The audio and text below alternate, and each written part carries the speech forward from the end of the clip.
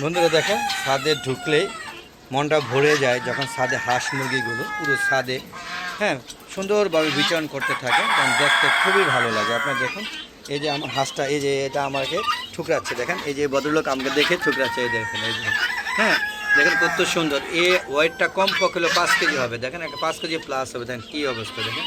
আর এই যে আমার টার্কি মুরগি, এই যে দেখেন টার্কি মুরগিগুলো এই যে আমাকে দিয়ে আমার সাথে সাথে ঘুরে, আর নতুন যুগ হয়েছে তিতি মুরগি, দেখেন ওদেরকে সবাইকে আমি এই বাঁধাকপি যে সবজি আছে, বাঁধাকপি সবজি পাতাগুলো দেওয়া হয়েছে, দেখেন এরা সবাই হ্যাঁ খাওয়া দাওয়া করছি। যদিও এখন বেলা 11টার মতো বাজে, তো 11টার দিকে ওদের খাবার টাবার দিয়েছে। হ্যাঁ হ্যাঁ ওদেরকে আমি বেশ কয়েকবার খাবার দিই, যাতে বিকালে আবার 4টার দিকে আজান হলে 4:45, শীতের সকাল বা শীতের বিকেল বা শীতের দুদিন, তো শীতকাল দিনটা খুব ছোটো, তাই খুব দ্রুত ওদের নিয়ে যাওয়া হয় না। 4টা বাজলেই 4:30টার দিকে ওদেরকে 4টার দিকে হালকা একটা খাবার দিয়ে হ্যাঁ তারপর আস্তে আস্তে শেডে নিয়ে যাই। হ্যাঁ শেডে নিয়ে এগুলো প্রসেসিং করতে করতে আজান হয়ে যায়। হ্যাঁ চারদিকে কাপড়ে ঢেকে দিতে হয়, ঠান্ডা ওদের তাপমাত্রা অনুযায়ী ওদেরকে সুস্থ রাখতে হয়, তারপরে আবার মশার কল ধরা দিতে হয়, না হলে দেখতে পাচ্ছেন সাপের মতো ফুসফুস করছে দেখেন। হ্যাঁ আর যে বলছিলাম যে কাপড়ের মধ্যে ঢেকে না দেয় তাহলে ওরা যে মশা কামড়ায় যে ওদের মুখ টুক সব নষ্ট করে ফেলে। দেখছেন এই দেখেন, এই দেখেন রাজহাঁস কেমন করে দেখেন, দেখেন রাজহাঁস দেখেন কী শব্দ করে, আর শব্দ দেখলে ভয় পাওয়া যায়, সাপের মতো ফুসফুস করে।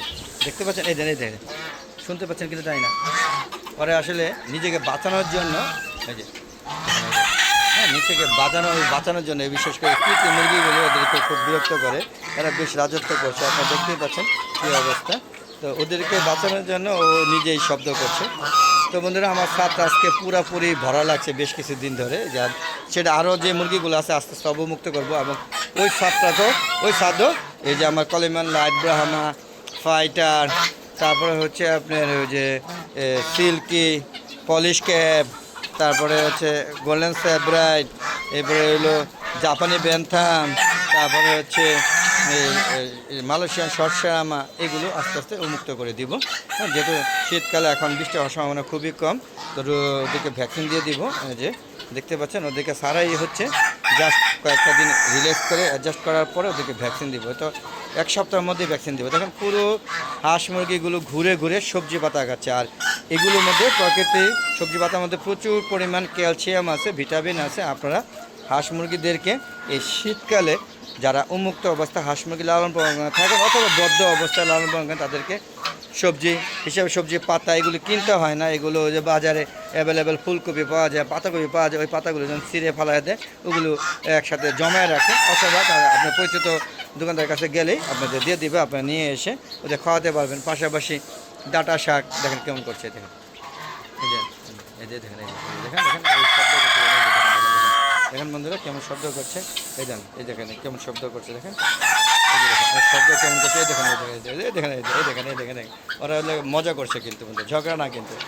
তো যে বলতে চাইছিলাম পাশাপাশি আপনি পালং শাক আছে, কলমি শাক আছে, ডাঁটা শাক আছে, লাল শাক আছে, খাওয়াতে পারেন। ওগুলো হলে আপনি কিনতে হবে, টাকা লাগবে, আর এগুলো কিন্তু পড়ে থাকবে, হয়তো একটু লজ্জা লাগবে, কিন্তু হ্যাঁ আমাদের মুরগির সাথে সেগুলো নিয়ে আসা যেতেই পারে, তাই না বন্ধুরা। দেখেন এই মিষ্টির ফার্মিগুলো ভয় এখানেই থাকে, দেখেন আর এখান থেকে যেতেই চায় না, দেখেন এতটা ভয় পাচ্ছে।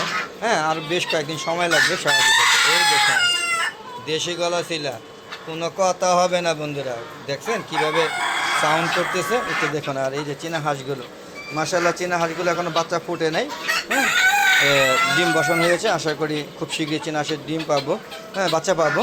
হ্যাঁ আর ডিম আছে ইনশাল্লাহ, যারা নিতে আগ্রহী তারা অবশ্যই আমার সাথে যোগাযোগ করবেন। আর হাঁসের ডিম নিতে পারেন বন্ধুরা। আমি কিন্তু 2টা ডিম বসাইছিলাম পরীক্ষামূলকভাবে, 2টা বাচ্চা ইনশাল্লাহ পেয়ে গিয়েছি। তো আপনাদের দেখাবো, একটু বড় হোক, হ্যাঁ বোর্ডিং চলছি, তো আপনাদের দেখাবো যে মুরগি দিয়েও ডিম ফোটানো যায়। দেখেন সবাই খাওয়া দাওয়া নিয়ে ব্যস্ত, ঘোরাঘুরি নিয়ে ব্যস্ত, দেখেন কী অবস্থা দেখেন। হ্যাঁ আমরা একটু কবুতর থেকে ঘুরে আসতে হবে, প্রত্যেক দিন আমি কবুতর দেখাই, তো আজকে কিন্তু একটু পাখিও দেখাই। চলেন আগে পাখিটা দেখে আসি, তারপরে কবুতর দেখো। আমার যে ঘুঘু পাখি আছে, বাজিঘর পাখি আছে, সেটাও একটু দেখাই চলো। হ্যাঁ সবসময় তো দেখানো হয় না, আজকে ভিডিওতে দিব, আপনারা আশা করি দেখবেন। বন্ধুরা দেখেন এটা বাজিঘর পাখি, হ্যাঁ দেখেন ডিম পারে না, কিন্তু আমার এই 5 পর্যন্ত আমি ডিম বাচ্চা করতে পারি না। এই 5 বছর ধরে বাজিঘর পাখি পালি, দেখেন এরা খুবই ভয় পায়। দেখেন হ্যাঁ এই যে এখানে আছে বাজিঘর, খেয়াল করছেন এই দেখেন এরা উঠছে, দেখেন কত সুন্দর বাজিঘর পাখি। তো বন্ধুরা চলুন আমরা একটু দেখি এখন ঘুঘু পাখি। বন্ধুরা এই যে দেখেন ঘুঘু পাখি কত সুন্দর, এই যে একদম অরিজিনাল দেশি ঘুঘু পাখি। আমি অস্ট্রেলিয়ান ঘুঘু পালি না, আমার খুব শখ আমার দেশি ঘুঘু পালতে। তো দেখেন আপনারা দেখতে পাচ্ছেন কত সুন্দর দেশি ঘুঘু, যদিও ওটা পাখাটা ওই যে যাতে কিনেছিলাম তখন ওরা মানে ধরতে গিয়ে ল্যাঞ্জাটা ছিঁড়ে ফেলছে, এবং এই যেটা ল্যাঞ্জা ছিঁড়ছে এটা হচ্ছে মাদি, হ্যাঁ, আর ওটা হচ্ছে পুরুষটা ঠিক আছে, মাদিটা। তবে এটা লেজা হবে কিনা বা ল্যাঞ্জা বড় হবে কিনা আপনারা কমেন্ট করে জানাবেন। হ্যাঁ, বেশ কিছুদিন হয়ে গেছে, প্রায় 2 মাস না 2.5 মাস হয়েছে, এখনও ল্যাঞ্জা হয়নি বা লেজ হয়নি। আপনারা আমাকে জানাবেন যে লেজকে আদৌ হবে কি না। হ্যাঁ, তো বন্ধুরা চলুন আরেকটু দেখি। এটা হচ্ছে আমার দামে বাজিঘর পাখি, এই যে হলুদ, চোখগুলো লাল, এটা নাকি অনেক দাম।